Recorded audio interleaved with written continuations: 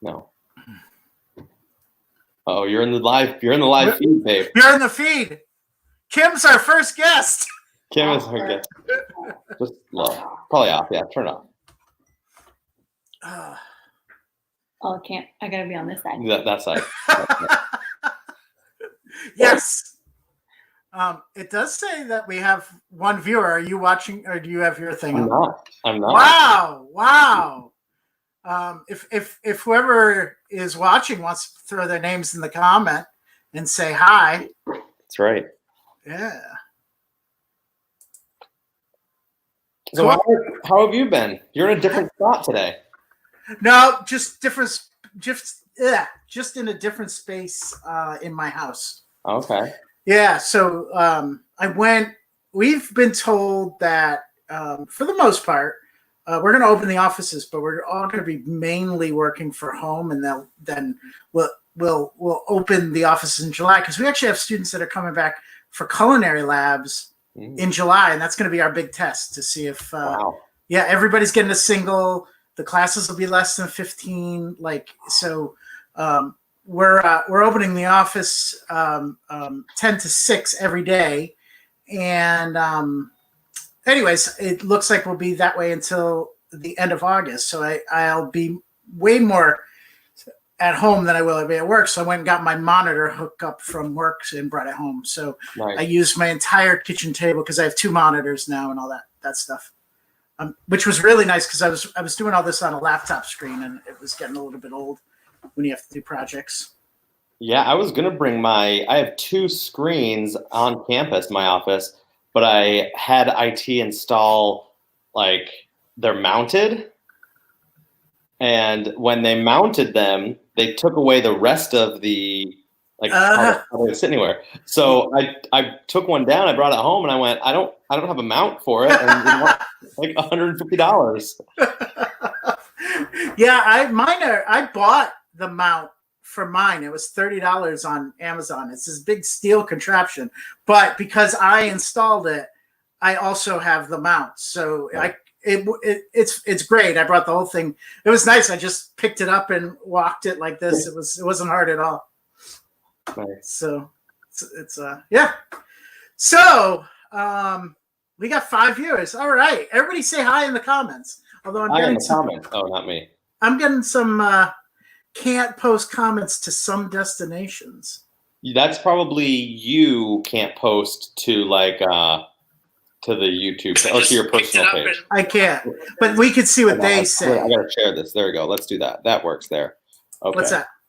Oh no, I went to the Facebook page. And you're doing a test. Yeah, I'm gonna. Oh yeah, look at that. We got some people. Becky said hi. Oh man, I'm not seeing any of this. Liz said hey. Oh yeah, so that happened to me on Friday. So I usually smoke a cigar on Fridays. Yeah. And I was trying to stream to both I streamed to Twitter and Facebook. Yeah. And it wasn't showing me the Facebook comments. That's bizarre. So I would have had to do this to 2-hour parking, and then I get the comments, but because it's on my own personal page. I don't know. Yeah, I mean, I think you can still get them on your personal page, because I've done it every single week. Every single week. Oh, but maybe it's because I did the dual the share. Did you share? Facebook profiles. Facebook. So it says you can post on Facebook profiles, Facebook pages, but when you do your personal profile, you get a yellow to read. This is weird. I'm getting info. Make your streams public to see the comments. When streaming to your profile, Facebook sets privacy to friends only. Can you look? Is it on public? It should be. I mean, I was able to share it. Yeah. Here. Sorry for the technical difficulties, everybody. But Liz is excited to meet some pets. Yeah, I am too. Yeah, if in the comments that James can read, if anybody is looking to share pets, we're going to meet James's pets in a minute. So preview. I'm just trying to see if I can figure out this comments, because it's a lot more fun when you can read the comments. It is 100% fun. For everyone. Maybe if we need to shut this down and go live again just to Facebook. Just to do it. Yeah. I might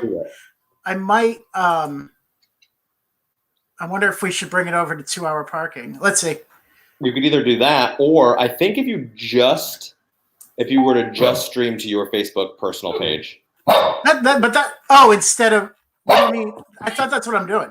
Oh, but I think you have it to YouTube too, you said, right? Oh, like get rid of YouTube? I'll get rid of YouTube. No one's watching on YouTube. Here, I'll show. Wait, before you do that. Yeah. Or did you already do it? No, I didn't do it. Well, let me go to your YouTube page, and I'll put a comment there. There you go. Do you know what the name of the YouTube page channel is? Just search for, hold on. Does this give you a link? Oh, I can go to view on YouTube. Hold on. I'll just do it. Open link in new tab.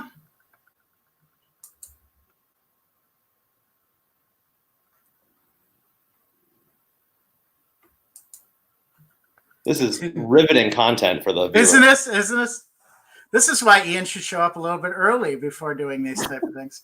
All right, here. I'm good. Penny, my dog's barking. She's waiting.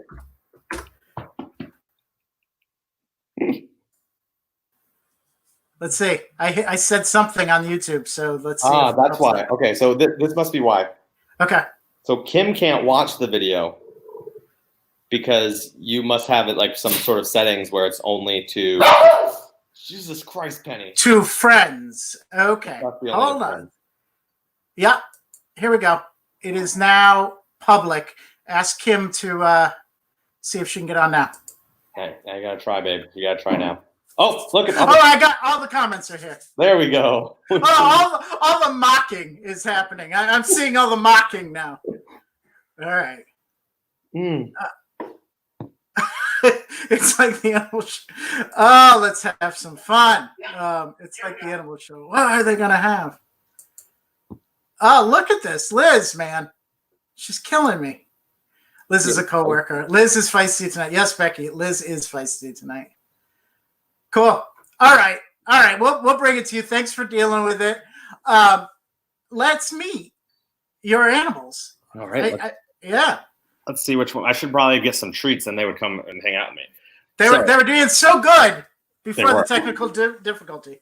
So I'm currently in my living room, and my dog was sitting right next to me. And as soon as I went to turn the screen, my wife spilled margarita going up the stairs. That's why. Penny, come here. So your dogs will do anything for a drink. Yeah, they're just like their mother. They love their margs. Come here. There I was jealous of your margarita on your show the other night. Yeah, that was my third one, so the show was a little quick. It was a good show. This is Penny. You're frozen, so we may have to wait. There we go. You're back. I'm back. This is Penny. Hey, Penny. Everybody say hi to Penny. This is Be nice in the comments. Hi, Penny. She is a 6-year-old rescue. Mm-hmm. A mutt, per se. Mm-hmm. And we got her when she was 1 year old. And yeah. And she's been the best dog that we've ever had. We've only had 2 dogs. Yeah. The other one's a good dog too, but this one's my favorite. But Penny was the first one. Yeah. That you got. Yeah. All right. So I have some standard questions I want to ask everybody tonight. Okay. That brings on pets. Why Penny? So we put her photo up on, we got her from this local shelter, and her name at the shelter was Shasta Gal. Ooh. Whatever that means. It's a lot going on. We're not calling our dog Shasta Gal. The backstory was she was found as a stray, but she was chipped, but the chip wasn't retrieving information. Oh, wow. And she was very well groomed, and like her paws weren't rough. So they were like, they couldn't find a family for her. Yeah. So we had been going into Center County Paws, the local animal shelter, every single Sunday to look at dogs. We were debating on if we were going to get one. And we went in once and they're like, hey, we have a dog that just came in. No one else has seen her. She came in yesterday. She hasn't even had her shots yet. So we waited and waited and waited. Oh, now I got treats. Nice. So now we'll definitely be able to get the dogs. I don't know. They may be into the margaritas unless you bring a margarita. And so we sat there. We waited. We almost left because we probably waited 45 minutes in a waiting room.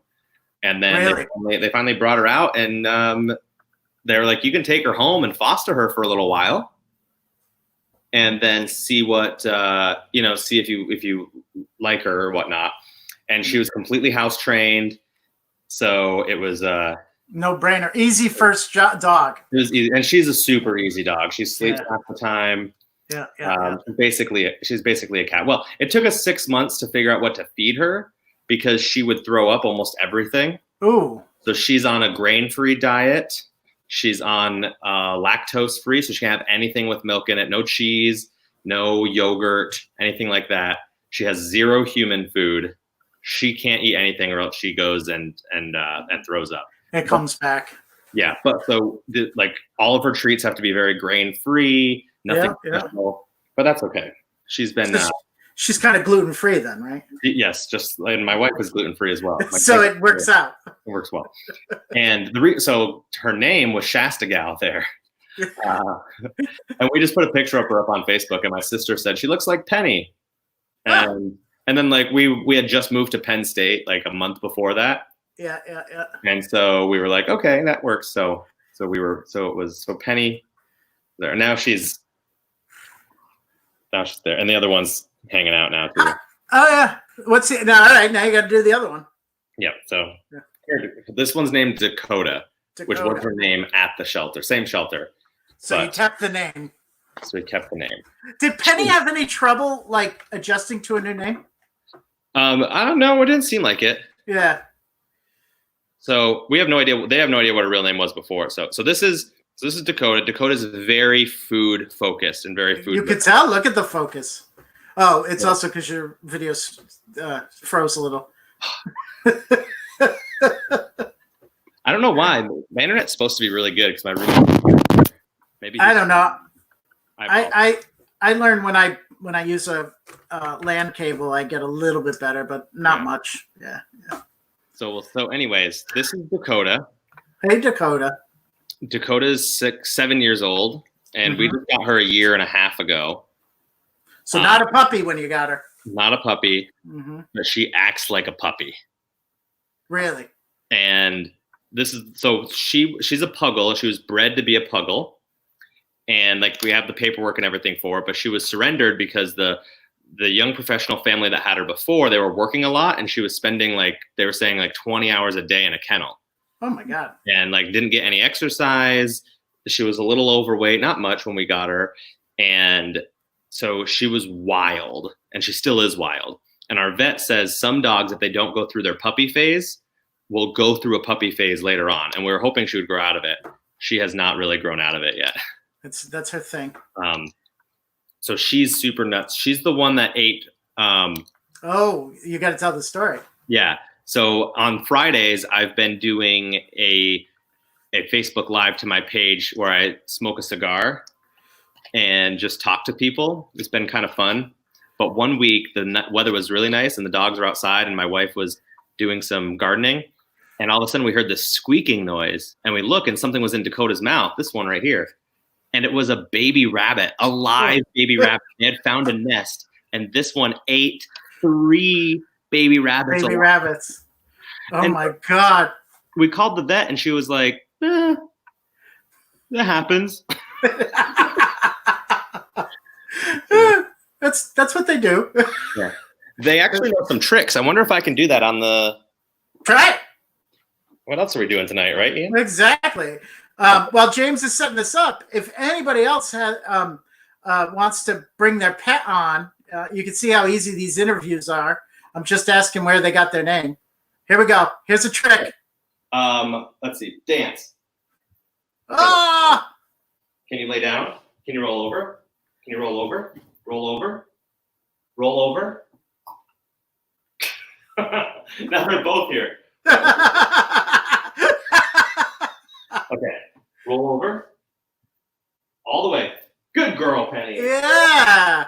All right, Dakota. Wait, Penny's a better trick dog. She's a certified trick dog, actually. Wow. We paid $20 for it. Oh, okay. Good girl, sit pretty. $20 for the certificate, or $20 for classes and then the certificate? It was probably $20 for the certificate. Can you come over here? Can you sit? Can you sit? Can you dance? Can you sit? Can you lay down? Can you roll over? All the way. There you go. Oh, wow. There you go. Dakota has it when she wants to. Oh, yeah. Which one? Yeah. She's like, so Dakota can catch. You're not going to be able to see this on the screen, but she'll catch fine. it's pretty impressive. Penny, if I throw it at her, she's just going to look at me. And it hits her in the face. And that's So they have much different personalities.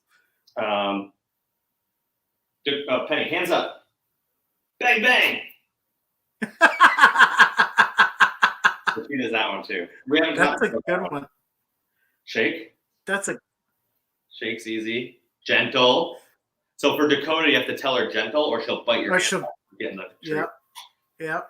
Very good. Gentle. Penny, sit pretty. Bang, bang. All right, that's enough tricks, girls. Liz says, "Oh my God, I love the tricks." Kim gave some background. I want to throw these up. Oh, so Kim said, when I asked about it, did it confuse her name? She said she didn't know her name when we got her. She had only been Shasta Gal for like 3 hours, so that makes sense. I don't even know who came up with that originally. And then Dakota wakes up every day and says, "Today is the best day of my life." She's a great influence. Oh, I love that. That is Dakota. I need a little of that in my life. Yeah. And then Kim also said it was an 8-week course. So it must, yeah. But she was ahead of the curve. Penny must have been ahead of the curve. Penny's actually done 3 levels. So Penny, there's like just a local like kennel club. Yeah. So when we first got her, like right away, we took a 6-week course. Both Kim and I went, and it was just as much training for us as it was for her. And that was just obedience. And Penny was pretty good. And then she did obedience level 2, and that's where you can get the trick dog certification. Oh. But she failed her good canine citizen or good citizen canine test or whatever it was called. Good canine citizen test. She Really? And Kim cried in the car because she failed the test. What did the test consist of? So what's a good citizen? Like picks up trash? That's what I thought. It wasn't anything like that. She didn't. So she failed the part where you had to like. So you had to like sit the dog down or leave it with someone else, and you had to leave the room, like leave the area, and the dog had to not like whine or cry for you, and you also had to have her like I forget. She failed. She missed like 3 of the tricks or 3 of the things.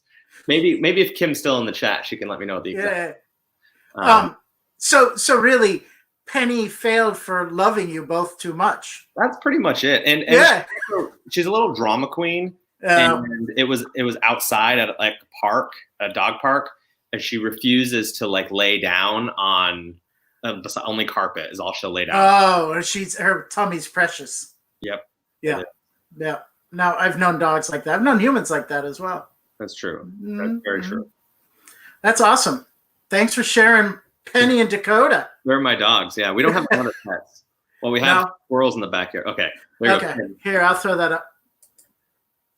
Her sit-stay game was too strong. She refused to get up and come to me after I told her to sit and stay, and she refused to lay down on the grass. Yep. So she was like, "Not today. I'm not playing today." Yeah. Oh, and Kim said the ground was wet, so it wasn't just I wouldn't want to lay in wet grass for a certificate either. Me either. No, Penny, I'm with you on this one. She's like, "I'm not your trickster." I got you the tricks certificate. That's all I want. Oh, Kim's sharing a. Oh, nice. Yeah. So we'll do a plug. Anybody from the State College area, this is where you can go. Well, this is for anybody. Training. This is for anybody, I think, right? This is. Is it? Kennel Club. Cool. Oh, okay. Yeah. So anybody. This is the one that does all the show dogs and everything. Oh, that's cool. Penny's actually registered. She has so you have to like make a name. You have to have a registered name. And it's usually really out there and weird. I don't remember what Penny's registered name is, but it's something like Pen Ren. Like you usually make like some crazy name. Crazy name. And then, so if she were to ever go and compete in AKC events, she would have to use that name. Yeah. Yeah.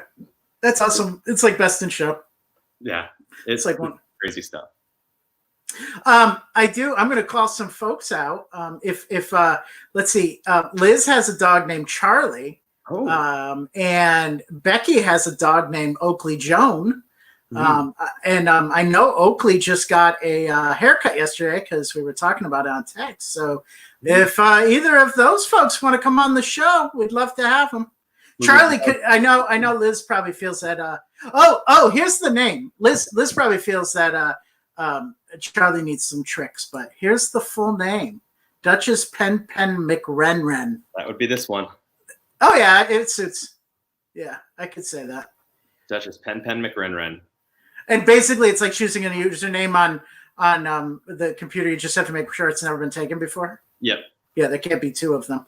There can't be two Duchess Pen McRenren. The odds. The odds were in our favor when we picked that one. Oh, that would have been great if they're like, no, sorry, that's taken. It's already taken. There's 4 more. Sorry. Yeah. So how was your live event on Pig last night? It was good. We're slowly getting back. I think the reality is just setting in that it's going to be a while before there'll be any stage time. So I definitely think that Happy Valley is ahead of us in that game. But Liz said Charlie is sleeping and needs all the training. That I've met Charlie. That's not a false statement. So yeah, they so slowly they're trying to get things that they can do live, and we're starting to experiment. So they did some pre-recorded things at the beginning of this where people could just record a character and then they would put the video on social media. But last night they're giving out to members the Instagram account for a takeover. So one of my friends, Mindy, had it last night. She put a call out to all the house team members. She was going to do an hour, and she gave us each 10 minutes. And then she assigned us what we'd be doing. So I ended up doing one of the games I'm really bad at, but it's still fun. Mind Meld, so we did that. And I didn't know how it would work with just 2 people. But the comments, the nice thing about doing things with improvisers, they are not afraid to put the comments in the chat. So that made it fun and participative. So we did our show on Mixer Thursday night, and it's actually interesting. And we had people comment, like, you can interact during the show, whereas when you're watching a live show, you can't talk during the show. Right. During the show. We call that heckling. That's right. And so because we're on a Zoom being pushed to that, so we're not seeing the comments when you're performing, so it's not like getting in your head or anything. But there are other people that can banter back and forth in the chat during the long form set. So yeah. So I was looking at this because I needed to research all the platforms, and when I started with StreamYard, but then I heard about what's the Mixer brand of that? It's like live. I can't remember. Lightstream, I think it's Lightstream. But that connected it with Mixer. So what's Mixer? Is it just a community you push it out to? So you just tell people to go there to watch it? It's Twitch, only it's Microsoft's version of Twitch. So our roommate Jason, he has a business partner, Ian, who's from Connecticut, actually. That's funny. And they have this brand called After Work Rebels, or AW Rebels. Yeah. And they've been doing video game streaming for like a decade. Before Twitch. And they're actually partners with Mixer, so they get like paid to do all this stuff. And that's awesome. And he already had that like relationship, and so he knows all the ins and out of doing the like really cool stuff. So we actually have some ideas brewing of how we can add buttons to the stream that will allow people to do like clapping and laughing. We might do like a laugh-o-meter. And so we have some interesting ideas of how it's going to go. So Mixer's pretty cool. I made an account to watch it. So like it's any Microsoft account. So if you have an Xbox One account, or if you have a like a Skype account, all of those, you can like just go onto Mixer and sign into it. Yeah. And just like Twitch, where even if you don't have an account, you can just watch whatever it is. It Gotcha. also has the least lag of all of them. So they Really? do FTL, which is called faster than light, I guess. Yeah, I'm learning all this stuff. Sure. And so on Facebook, like we have a 20 to 30 second lag. So what I'm saying right now, the people on Facebook won't hear for 20 to 30 seconds. Right. But it's like 1 second on Mixer. So you can really interact. So I'm hosting the show on Thursday and I can say, okay, everyone, we need suggestion. Give me your favorite color. And then the chat just starts rolling with a bunch of different colors. So it's pretty cool. Are you advertising that on your Facebook page? Because I'm going to come watch. Oh yeah, it's every Cool. Thursday. We're doing it every Thursday night now for at 7:30. We may need to steal on this because we're having that trouble. What it looks like, and you guys are ahead too. I'd like to start classes up. How did you find? Did you do your first class on Saturday? We actually didn't get enough for both classes, so you're running one. We shifted everyone to one on the Tuesday night one. Yep. But the Tuesday night class went really well. We're actually gonna put the class up on Mixer after their 4 weeks. Oh, that's cool. Why not? Just give them a 25-minute set. Yep. So this Thursday, Don and I are doing our He Said, They Said full-length set on this Thursday. So it'll be fun. Oh, I'll definitely watch it. I don't think I got anything going on this week. I'll invite you to the Facebook event. Yeah, and I'll cross-promote it. I'll put it up in the pig area. I'll say, watch this. We may be able to do this. Yeah, definitely. I think it's going to be for a while, I just feel like it's going to be some time. I do too. And it was, it went from no limit to meeting, just being careful, to 50 people max. And then it went down. I don't even know it hit 25, but then it went to 10. And then the mayor of Providence shut all the entertainment. Anybody with an entertainment license got shut down. So I think I was supposed to go. It was like a Tuesday or a Wednesday that this happened. I was supposed to have a set on Thursday. And at the time, I feel bad to admit this, but I was busy and it was just like, so I breathed a sigh of relief. I was like, oh, good, I don't have a show this week. And then I really wish I hadn't have thought that, because now I miss it and I would do anything to perform, I mean, to the fact that on a Sunday I get bored and say, let's talk about people's pets, just so I can get a little audience action. Yeah, you just need some. I mean, I'm super lucky that the extrovert in me gets scratched all the time because of having Jason as a roommate and having him here. Yeah. I popped onto Categories on Friday. Yeah, we do just some crazy things because, what else are we gonna do right now? That's exactly what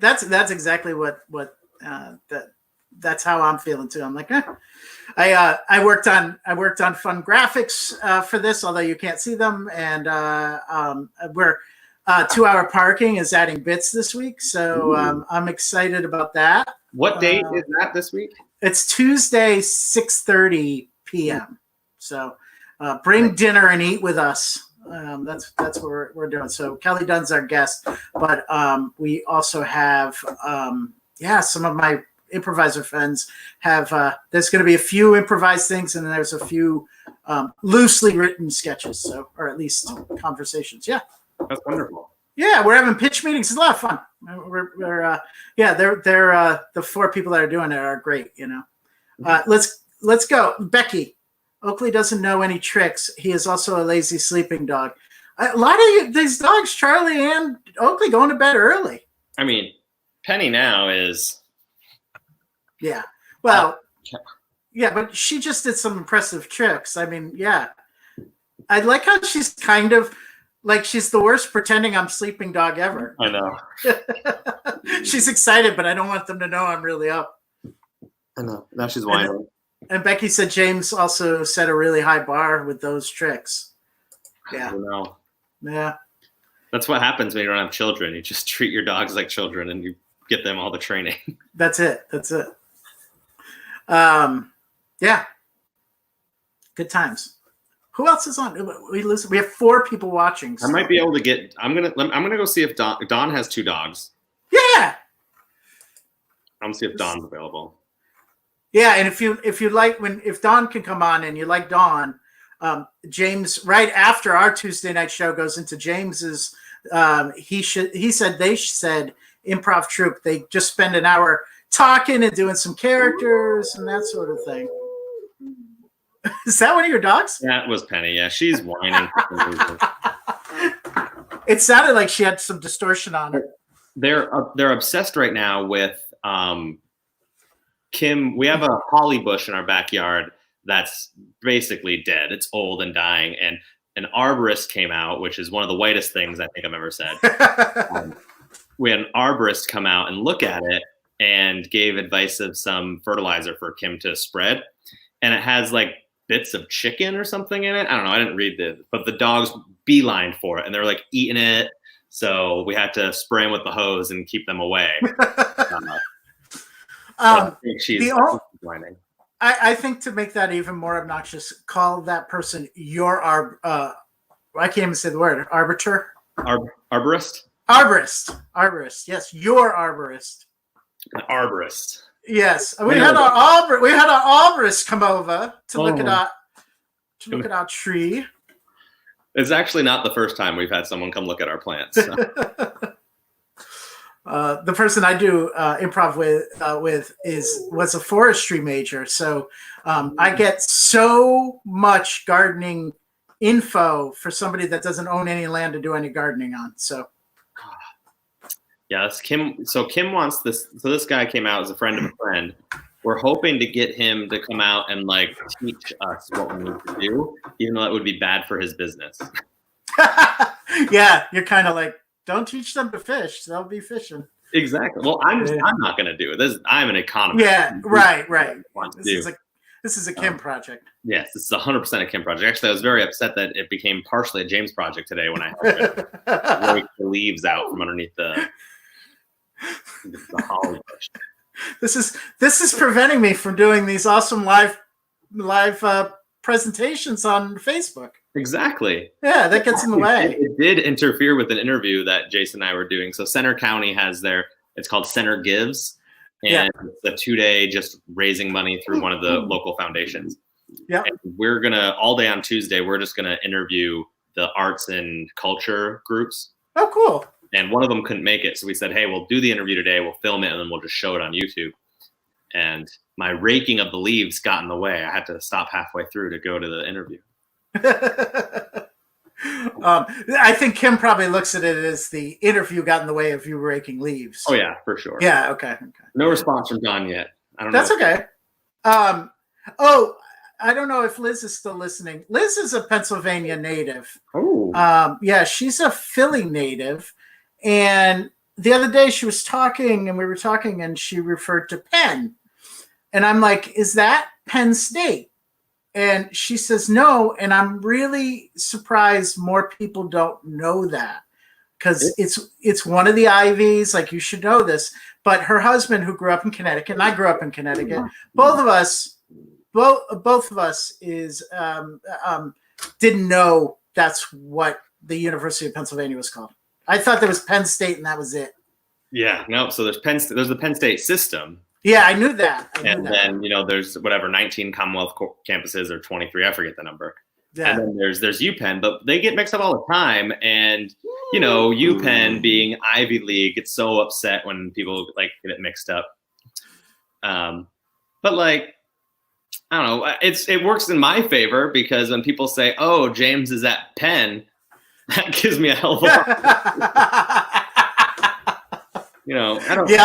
I don't correct people. It's not your job. Not my job. It's not your job to educate, even though that's exactly your job. That is exactly what the state pays me to do. So maybe That's right. Doing it. Yeah. So don't tell Liz's mom. I think she works for Penn. So, yeah. And then Mom's Mother's Day today. Yeah. How did Kim enjoy her day as puppy mommy? Well, I wasn't a good dog dad today. I didn't get her anything. I have once, I think only once, I've gotten a card from the dog. Yeah. But I'm not a gift giver. I'm an economist, so I don't do a lot of gifts. That's right. You're really leaning hard onto the economist thing tonight. Oh, it works. Growing up, my dad, once we were of age to get our own gifts, stopped giving my mom gifts on Mother's Day.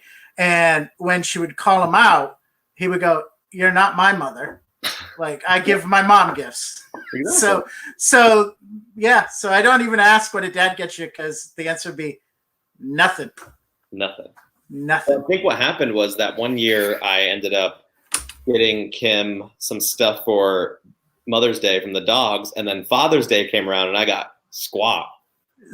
Oh, and Kim isn't she self-professed? She likes giving gifts and all that stuff, or no? Is she a gift person? I've convinced her that it's not worth it, but she's much more of a gift giver than I am. We don't give each other gifts because we spend too much money as it is.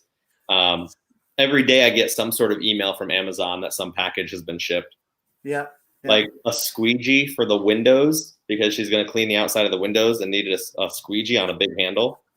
Yeah, but that's not a gift type of thing. It'd be one thing, I bought, I don't know, the last thing I bought that was stupid, but and I'm like, all right. Squeegee for windows. Here we go. You didn't get anything because you were very clear that you don't like gifts. That's true. Do you not like them? I mean, people can give me things, but it's just inefficient. They may as well, if you're going to buy me something that's worth $20, you should give me $20. $20. So you want your gift to be as liquid as possible. As liquid as possible. So look at that. I'm using economic terms. That's a very good economic term. I want my gift liquid. In the liquid form. It either needs to be alcohol or cash. Both liquid. Yeah. I even sometimes when I want cash, I even get a little annoyed when it's a gift card because it's not as liquid as cash. So there's a scene in the TV show Blackish. Yeah. I actually wrote a blog post about because one of the kids gets a gift card and the statement he says is, so you took something that I could spend anywhere and turned it into something I could only spend at one place. That's exactly what it started. It's exactly what it is. You're taking money that you could spend anywhere and forcing me to buy it from one spot. Now, yeah. I have been more of a gift card person lately, just during the pandemic, to try and be able to get my stuff now. And if I want to, like, we've been giving away some stuff on some of our State College Live, and we've been buying downtown State College gift cards to give away. So that way, it's definitely going to the downtown. That's cool.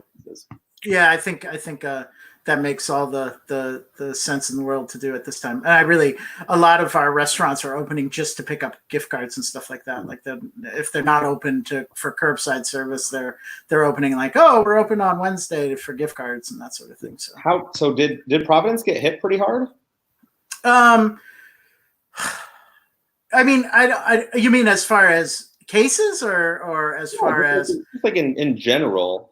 I mean, Rhode Island has an agreement with CVS, and CVS really helped out Rhode Island because CVS is based in Rhode Island, and they made the tests more readily available than the government did. So all of a sudden, if all you had to do was go online and say you were seeing it was like a 3-question quiz, and if you could say yes to any of the symptoms, they would give you an appointment time and where to go, and you would get the test. And that was like 2 weeks after the shutdown started. So it was really quick. So that's one of the reasons that the governor has today.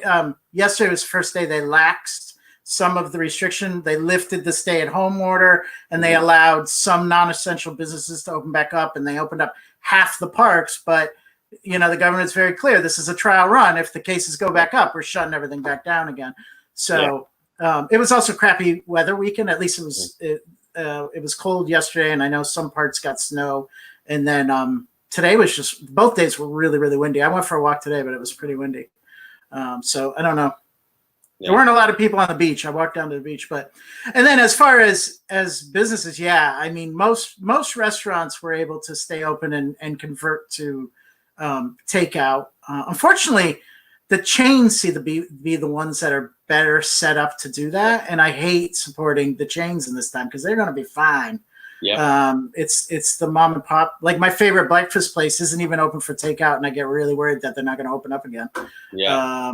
So I think it's been hard. I had to drive to downtown Providence on Friday to pick something up, and it was a ghost town. I've never seen. This is like the center of Providence, and while you could see cars driving, there was nobody parked. There was nobody walking. It was like.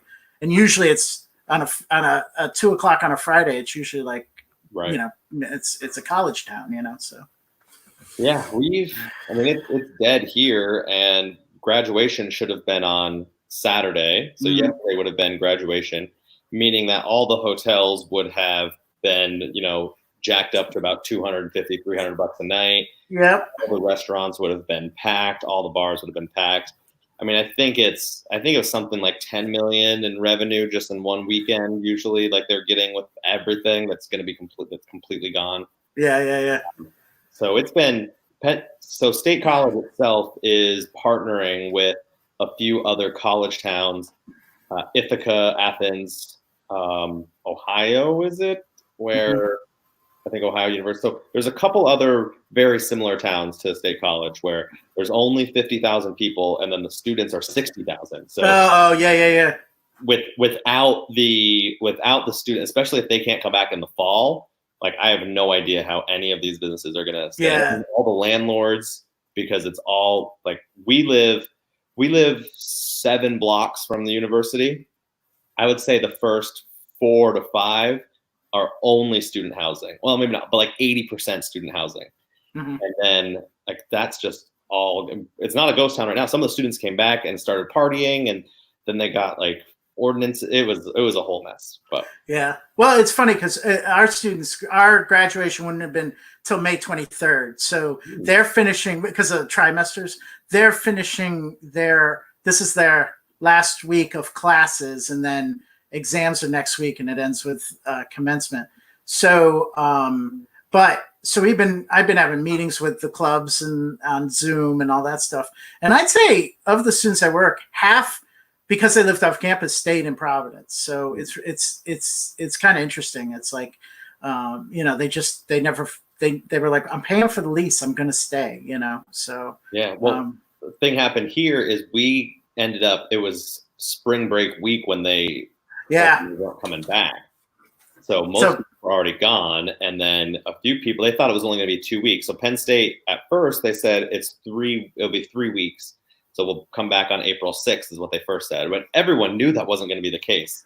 Right. But I think they said it so that way students wouldn't come back. Yep. And then by the time they announced it, there was a stay-at-home order. Yep. Yeah, they were waiting for the state to catch up. Yeah, they had just come off of spring break, and they were back a week, and that's the start of the new term. So they had 1 week of classes under their belt, and then the nice thing is the school gave them 5 days that they had to get out of the hall. So at least they had, because the schools around us had 1 or 2 days notice, if that. So and now that I see it, they were kind of racing the stay-at-home order. Like, you have until Sunday. They told them, I think, on Tuesday that you had to be out of the hall on Sunday. And then they were really, Res Life worked with the folks that, I live in California. There's no way I can get my stuff. And a lot of the storage units said, rent from us and we'll come pick up your stuff. So there was a lot of, because it would have been tough for everybody trying to get trucks. But I thought the community came together well. And we were not the last school to get, but Brown had already shut down, and there were other schools in Providence that had already done the shutdown. So we were one of the last ones. And it's and I don't know the real reasons behind everything, but one of the complicating factors is with culinary, our students are in lab, and you can't really recreate those online. And it is scheduled. They don't have a lot of room for electives. So if they don't get those, it delays their degree. So we're actually trying to bring them back. And I think I told you this before we were on air, but July 6th, they'll come back and try to finish those labs. So it's going to be interesting. Wow. Going to be interesting. Yeah, it's crazy, and it's going to be interesting. I mean, if they can't come back, I mean, some reports are saying about 45% of students are saying that they're just going to they'll take a semester off, or they'll take a year off because they don't want to do the online teaching and for educating. Yeah. So, I mean, the amount of revenues that we lost by universities. I mean, I'm thinking of universities like Winnick, where they're not a big endowment, and right.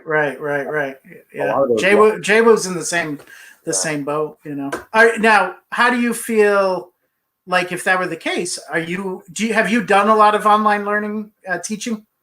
So I have taught teaching versus administrating, I guess, a little different. So the way Penn State has it set up is they have Penn State World Campus. So they got into the online learning sphere, that whole game, about 15 years ago. So they're one of the first to offer some online classes. And the way they do it is they have, so like my intro to macro or my intermediate macroeconomics class, it's created by somebody and it's packaged up into like a lunchbox, and then it's thrown onto our learning management system. So I sign in, I email the students, I interact with the students, but the videos and the assessments and everything are already made. Nice. So it's nice in some ways. Yeah, because I thought it was going to be great. I'm like, but then it's so boring because like you get into this profession to like teach and not administer a class. So I've had experience with that. I also have done. I'm currently redeveloping the intro to macro class because it was old. Yeah. So I had a semester of writing material. So the good thing is when we went to emergency remote teaching, I'm teaching intro to macro on campus. So I needed to write material for this project I'm doing online. So I was able to kill two birds with one stone. Each week I would write the material for my students, which is going to go to the online class. That's awesome. So that helped me out a little bit. Yeah. But it meant that I was speeding through everything. So I still have to go through and edit all the stuff. Right. If we do it in the fall, for my intro class, I'm going to keep it that way, where I'm going to have it asynchronous. Yeah. For my intermediate class, I don't necessarily know yet. Yeah. What I'm going to do. What I might do is I might tell the university, be like, hey, I am going to write this material. If you need me to redo the online class for intermediate, this would be a perfect time to give me an overload because I'm already doing the work and pay me some more money. Nice. Yeah, I think it's really interesting. Did I see you post something? Somebody I know, or maybe, I mean, it could be anybody that works in higher ed, but about how asynchronous is just it isn't the natural way that teaching wants. Everybody tries to recreate as a synchronous, and really the students want asynchronous. 100%. I got great responses to my students. They were so thankful that I went asynchronous because they want the inside the classroom experience. But they can't be in the classroom. They don't want to stare at a screen because they're not getting anything out of it. They want to be able to, if it's a video, they want to be able to pause it and like go back and see what it is. I mean, if I was staring at a screen with 250 little squares and the professor, I'm probably going to be on my phone. I'm probably like, so the research that I've seen shows unless it's a very discussion based and an upper level class, if it's just kind of getting information out week by week, asynchronous learning is better for the majority of students. Not better for everybody, but you can never get. You got it. So, I'm actually going to be doing a talk. So there's an economics teaching conference every year at the end of May. So this year it was the last weekend in May. I was super excited to go. I always like going. It was in Chicago, one of my favorite cities. But that got canceled, clearly. So this group, which is at the university, I think it's called the University College of London, maybe? Okay. So there's someone there and Cornell. They got together and they're putting a virtual conference on in middle of June. And they asked me if I would be on the plenary panel to talk about teaching econ and moving away from the online class. Oh, that's pretty cool. There's 4 of us, and one of the guys responded and said, hey, I would love to talk about all these cool things you could do in the synchronous environment. And I responded with, I hope you guys don't mind. I would love to go the exact opposite. I would love to present the research on why you should not hold your student. Well, my biggest thing was my students are from around the country, around the globe, to be honest. Right. So I can't sit here and I have 1 p.m. class. It might be 2:30 in the morning for someone, once you start figuring in the international, you're right. And like, okay, they're like, oh, well, just film it. And then, they can watch it later. I go, but that's unfair to them. Like, you're basically saying you're not good enough. Like, you're a different person because you've got to be over in a different country. So we're not going to give you the same learning experience anyway. So I was very straightforward with my students. I said, look, there are people who are traveling. There are people from all over this globe. This is what I'm going to do. I'm going to post it this way so everyone's fair. Everyone's getting the exact same thing. And I didn't get a single person who was against that. Everyone, Okay. I got a lot more thankful. Like, I love the way you did it. My other classes are trying to recreate the classroom, and it just wasn't working. There was issues with Zoom bombing. There's, people just being disruptive. Yeah. Yeah. So that's my rant. No.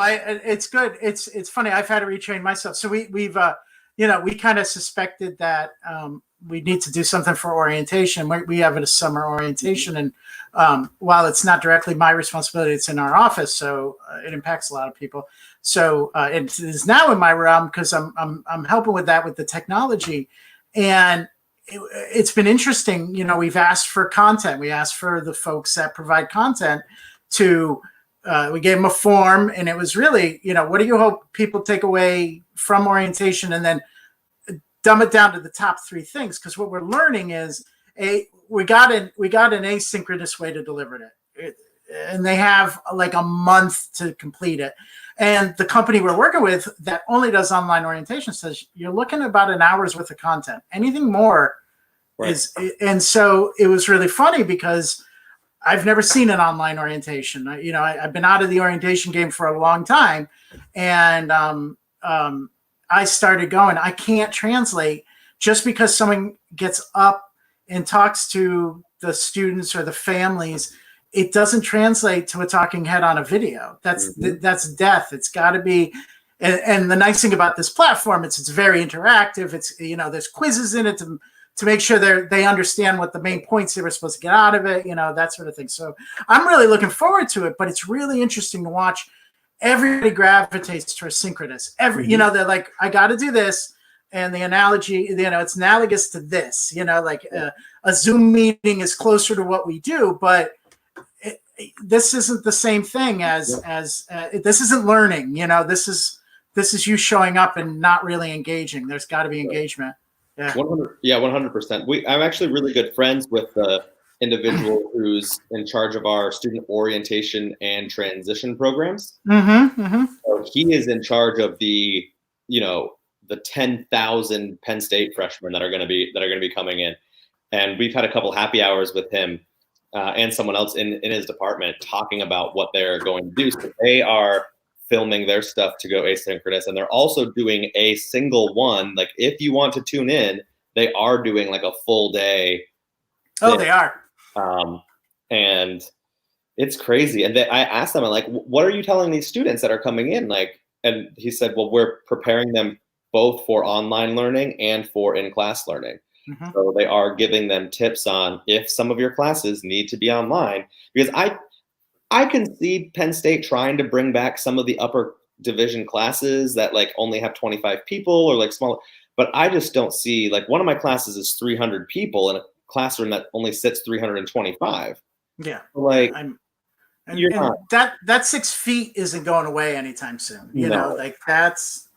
And my biggest thing is I don't want, I'm sounding a little privileged when I say this, but I don't want the university to tell me that I have to prepare both.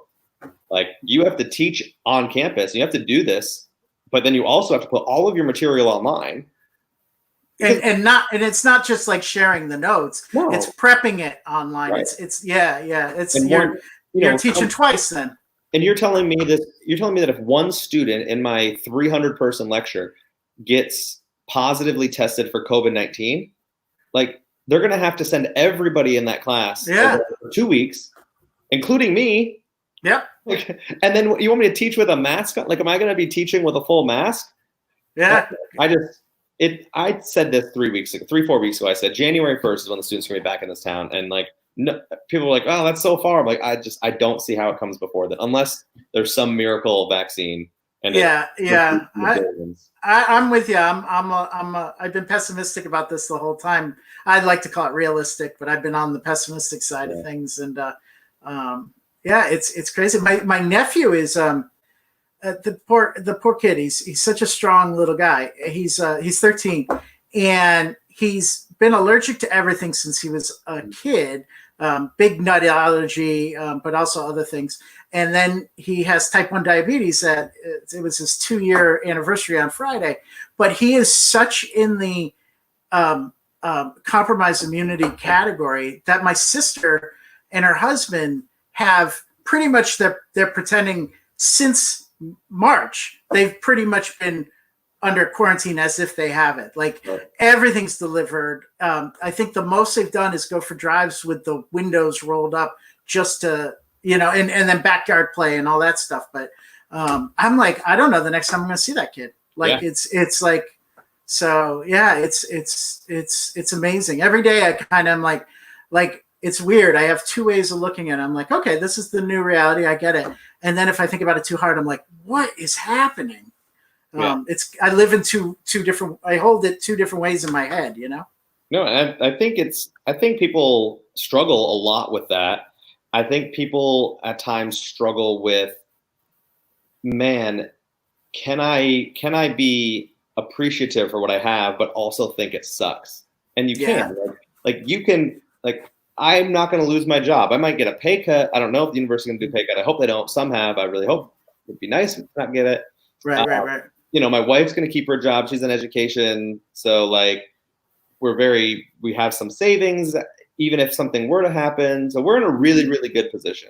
Like it still sucks. And it's okay for it to suck, even though we know it sucks a hell of a lot worse for, 90% of the other. Right.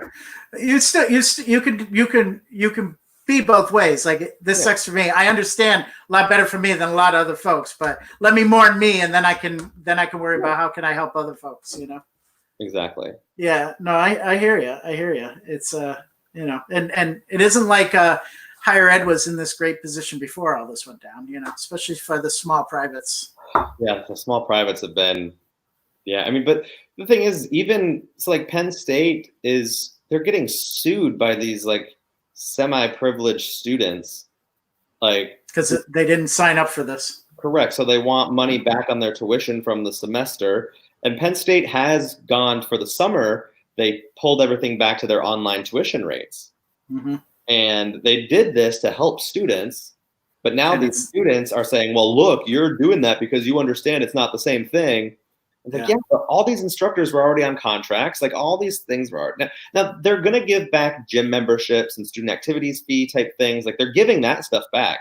Yeah. But then they just went and asked for more. And I'm like, oh, it also hurt me because I did so much work to make my online class as good as possible. Right. And like, you're signaling to me that it wasn't good enough for you. So. Yeah. Well, that's that.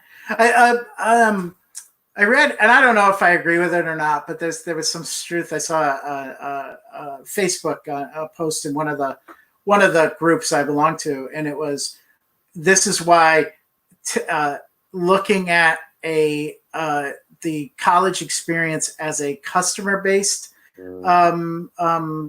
mindset has done us wrong, because now the customer isn't satisfied, so they expect the money back. So I thought that was a really interesting take, because I've worked at schools that definitely the students are our customers, and it's hard to argue that they aren't. They absolutely are. I mean, they're consuming our product, right? I mean, that's what it is, and they have choices. So, but there is a point where they accept the school, and that relationship changes. They can't dictate what they're getting taught in that way. That sort of thing. So it's interesting. No, it is, and it's very. I mean, to me.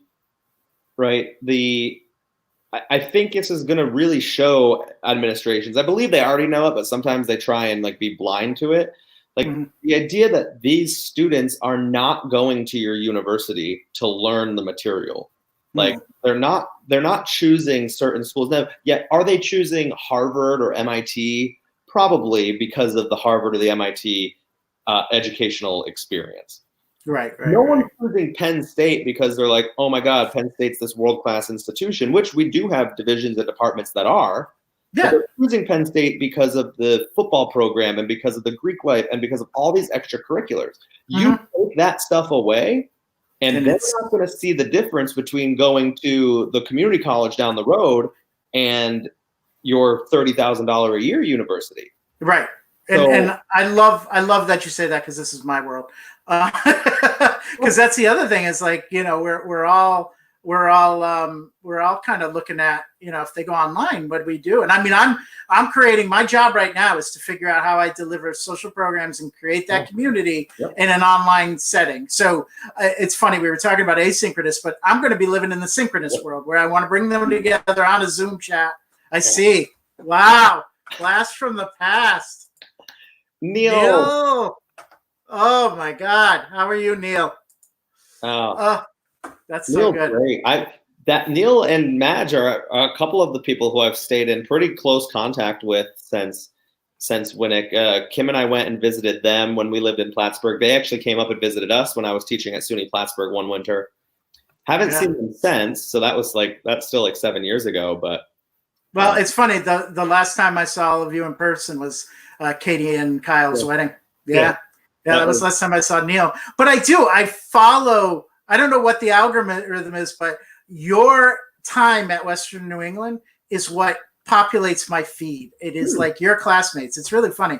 There's other classmates, and I'm like, oh my God, I forgot all about them. But for whatever, he says he's doing well and he's really enjoying the conversation. I added the really enjoying, but he said enjoying the conversation. So. He's enjoying it. He's enjoying it. He's doing some computer programming while he listens to us in the background. Well, he just got done running his big race there. Oh, that's right. That's right. Yeah. The virtual Ragnar or whatever they were doing. I'm not a runner. No, only when chased. Only when chased, and then I feel like, oh man, got me. Yeah, you're gonna. It won't take long. You got about a block, and then I'm like, this is worse than whatever you're going to do, robbing me or whatever. Yeah, that's what I figured. Yeah. No, it's this has been I really like the live stream. I'm connecting with more people than had between this, and I have a weekly Zoom meeting of Western New England folks back when I was a student in the 90s. And we keep inviting guest stars in. So Kathy Reed's going to be on tomorrow. Yeah. And last week, Rick DeRusso was on. Yeah. So that's been fun. So we've had all-star special guests. Cool. Yeah. I've been doing a ton of stuff just because I can't sit still. Yeah. And now Penn State's out. I finished. I posted grades yesterday. So now you're done. I have a little more time, and I don't even know what I'm gonna do. I got my inbox today down from about 200 and some odd to 30. I'm jealous of that. 2.5 hours I went through and organized my inbox today. Wow. Yeah, no. I got a couple more weeks with the students, but really we're planning for that orientation. So it's going to be busy, and that'll happen in July. Although I think we're going to adjust our hours for the summer office hours. So I think I'm going to be working 10 to 6, which I like. I'm not a morning person, so I'd much rather work 10 to 6 than 8:30 to 4:30. Yeah. But you're in that year round late night. Summers are usually a bit more planning and a bit more, it feels more like a 9-to-5 job. But I've always been this way. I don't mind, you don't want it all the times, but I don't mind nights and weekends. That's when the students are active, and that's, so I've never been one to do it. So there's part of me that has really enjoyed that I'm at my computer at 8:30, and then most nights I can log off right around 4:30, which is rarely the case in a school year. So there's part of me that really likes that, but there's also a part of me, like the other night on Friday night, I just didn't get everything I wanted to get done in the week, and I ended up staying on till 7:30. But I loved it because it wasn't like I felt like I had to do this. It was just, it's a different kind of pressure. I mean, right now I would have been coming off the busiest week. We do a full carnival with rides, so it's like it is, and it's event after event as event, which is fun to do. But it is mentally, it's exhausting, all those details in your head and all that stuff.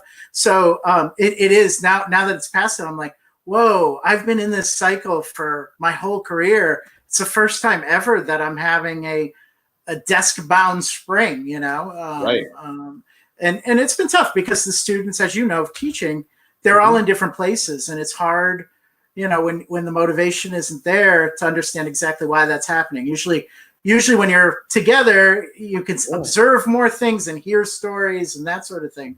but so it's been challenging to be supportive and not know what those stories are.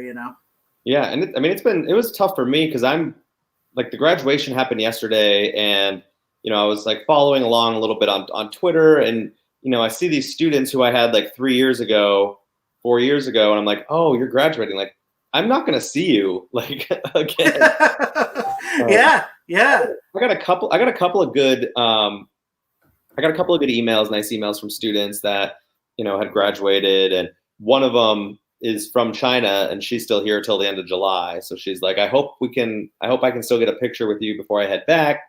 And so hopefully by the end of July. I mean, we're on our stay-at-home order ended last week as well, but I'm still. I'm going to give myself another month or so. I'm going to wait and make sure that the stuff that they just relaxed now doesn't spike another 2. That's what I'm just curious about. I just the fact that there was retail was back open this weekend is a little crazy to me. I'm only going to order things from places that we could do curbside pickup, like even Lowe's. Like Kim did curbside pickup for the fertilizer because why? Yeah, I had to get something from Staples, and they were open through the whole thing. But you call them, they bring it right out to your car. The guy threw it through. It was just a cable, and he threw it through the window of my car and said, "Have a nice day." I was like, "Yes." Okay. Yeah. So it's I fully anticipate if we open this up too fast, we're going to be right back, and then it will be even more tentative to open things up when it goes back down again. So. Yep. So. I'm happy that workplaces, at least my workplace, doesn't seem to be rushing everybody back, and the government saying it's work from home if you can. Like They're still, they're not saying everybody back to work. So Facebook and Amazon told all their employees to work from home till January of 2021. Wow. And Amazon's been getting a lot of crap, so that's interesting. I think it was Dell, like a bunch of these big companies. I mean, now they can because they have like resources to do so, but they're like signaling like we need to keep our employees and our reputation good. So they're pushing back till October or further. Whereas like the government, I think, is just giving in a little bit to some, the squeaky wheel gets the oil sometimes. Yeah, it's and it's hard. They're not getting any support from the federal government, and I don't mean to talk about politics, but and their constituents are small business. It's small businesses that I get concerned about. The people. Yeah. I mean, I know what it's like. I've lived enough of my life paycheck to paycheck. I can't imagine living paycheck to paycheck and the income coming from my small business. Like, who you never. I mean, people struggle to shut down for 2 weeks so they can have a family vacation. Like they rarely do it. Yeah. So I can only imagine. But so I don't know if I gave you this article. Here's an article. I'll post it in the chat, actually. Cool. Maybe if it lets me. This is a really good article from The Atlantic. Oh, actually, I can't post. I can do it in the private chat. I can send it to you personally. And then I could put it in the comments. If you want. Yeah. It talked a lot about small businesses and the pandemic. I have a tough time paying attention for like 20-minute articles. And this one was an easy read. Is that what you're saying? I read it. I sat there and I read the whole thing in one sitting. So Neil says that his job's no earlier than August. Yeah. It's department by department on JWU, but it looks like August would be the time that we're all getting back in the office. Although again, we're going to staff it and rotate who's in the office. And they're only opening one campus this summer. We have two. We're split. We have two campuses split by a city, so they're going to keep everything down on the culinary campus because that's where the classes are. Yeah. Let's see. Did I get this? Yes. There's my private chat. Let's see. Can I put it in though?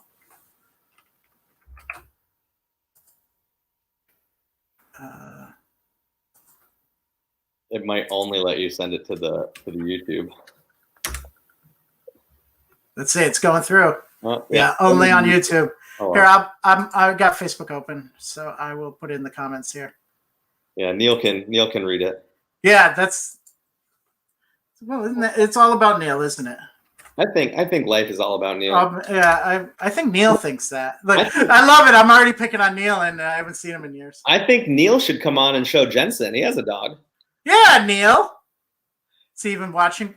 We keep gaining. I can't end the show because we keep gaining numbers.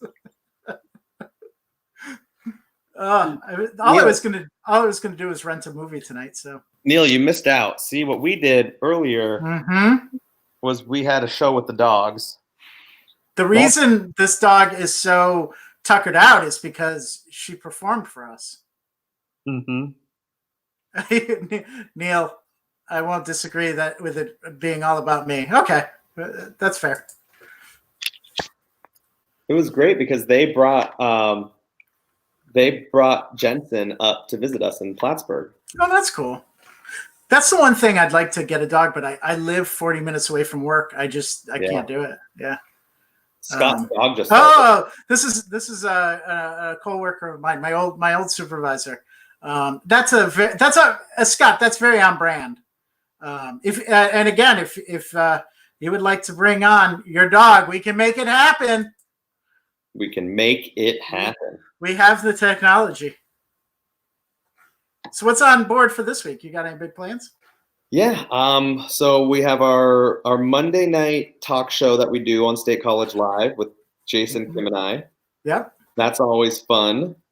Then Tuesday night, I will be watching the 2-hour parking with Ian and Topher. Yes. At 6:30 p.m. 6:30. And then at 8 p.m., I always do the He Said, They Said happy hour with Dawn. Which was the inspiration for bringing back 2-hour parking. So that was super cool. Wednesday night, for 3 Dots Downtown, which is a local arts innovation center that I'm on the board for, we're doing a trivia night, like a local trivia night, to try and raise money during the event center gives. Mm-hmm. So I'll be streaming for that. Thursday night, we have our improv show. Yeah.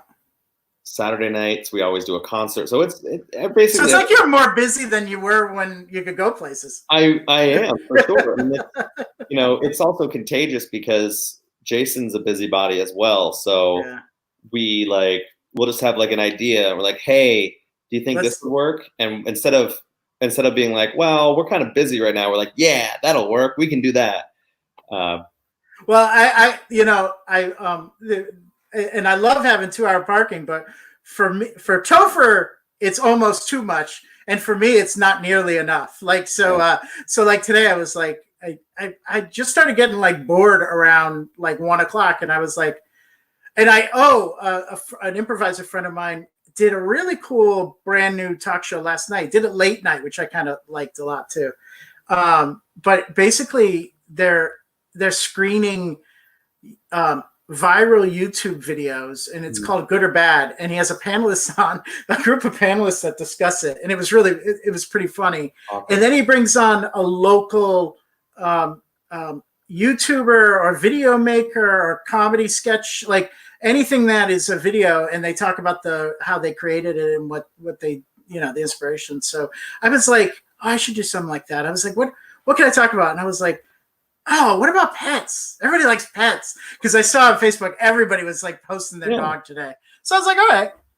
And then no one wanted to join you but me. And then no one wanted to join you. And that's the thing. That's why I'm a little jealous here that you have a house full of creative folks, because you can always just go like, I'm bored. What do you want to do? Let's do this.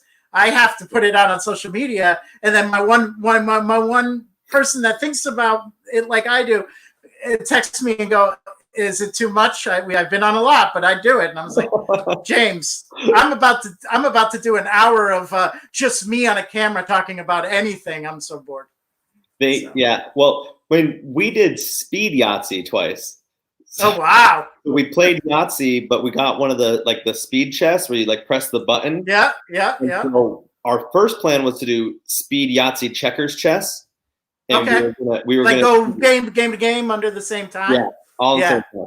Yeah. But the chess pieces you couldn't see on the stream because they're like too small. So we got to figure out how we're going to do it. But we just did Yahtzee, and 5 minutes. Each person gets 5 total minutes. But that's to roll and to think and to strategize what numbers you're going to take. It's actually quite challenging. That's awesome. That was super fun. We streamed that once to Facebook, and then we streamed it to Jason's actual Mixer page, which is usually for video games. So they were like, "What's this analog?" But like that was just like a, hey, we're bored. What the hell are we gonna do? Yeah. Where are you getting your trivia info? So for this one, we're actually not making it. There's another board member of 3 Dots. So we're doing 3 rounds, and one of it is local venues, since we do like concerts and everything. So they contacted all the local venues and asked for like historical photos. Oh, cool. And so they're gonna like show a photo of like a local theater and, empty, and then people will have to fill out a Google form to say like, oh, that's the state theater or whatever.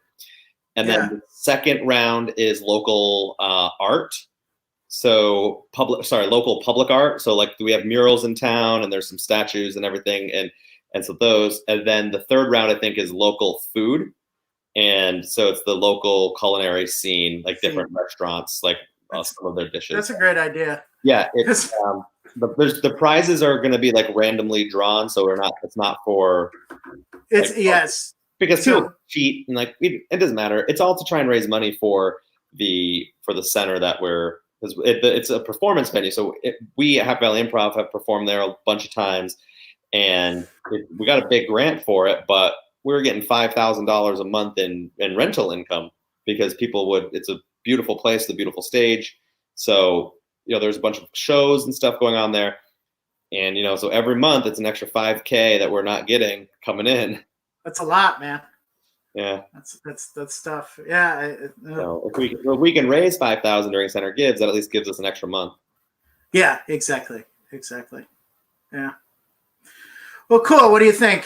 I think this is lovely, Ian. Thank you for. I did too. And thank you, everybody that tuned in. And I'll speak for James, although his calendar is more packed than I am. If anybody has an idea for the show. We clearly will jump on anything. Oh, so, So you let me know. I will find an hour to do whatever you want. This is a better spent hour than. Although I'm really close. I am a huge Marvel Comics fan and huge Netflix superhero fans. But I've been saving to watch the last season of Daredevil, and this was the weekend I'm doing it, and it's been pretty good. I'm gonna finish it tonight. You're gonna finish it? Nice. Yeah. So, but it was a good break. Yeah. I finally watched the episodes of Middleditch and Schwartz. I haven't watched them. Another thing, I saved TV. Yeah. But I heard it was great. It's good. Yeah. I think it's a good example of what 2-person improv can be. Yeah, definitely.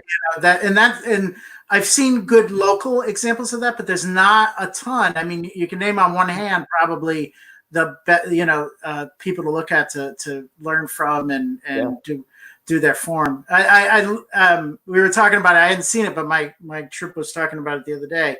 And one of the things that they really liked about is how they will stop if the other one isn't picking up what the other one's doing. They'll actually stop because you don't have the luxury. If I don't know what you're talking about, a teammate can kind of come in and save that. Yeah. But if you don't have that, my sister watched it.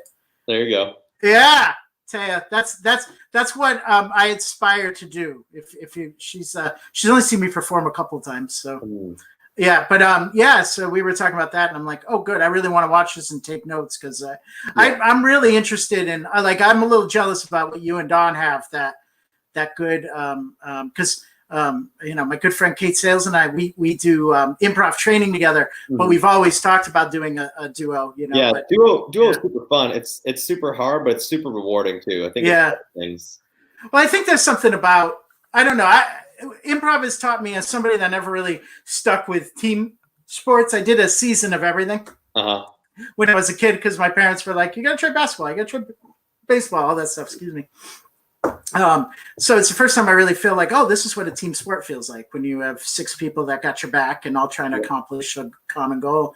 But there are people that you just gel with and there's nothing like that feeling.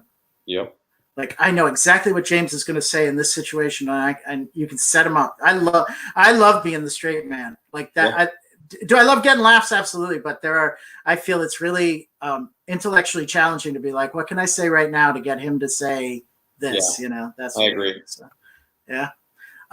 Yes, you had me listen to them on Conan. Yeah, my sister and I share a love of the Conan podcast. Mm. Yeah. So, all right. Well, let's wrap it up. Of course. Thanks, buddy. Yeah. Thank you. We'll do this again whenever you need someone. You got it. And say vice versa. Yeah, of course. All right. Yeah. All right, bud. Have a great rest of the night. Bye, everybody.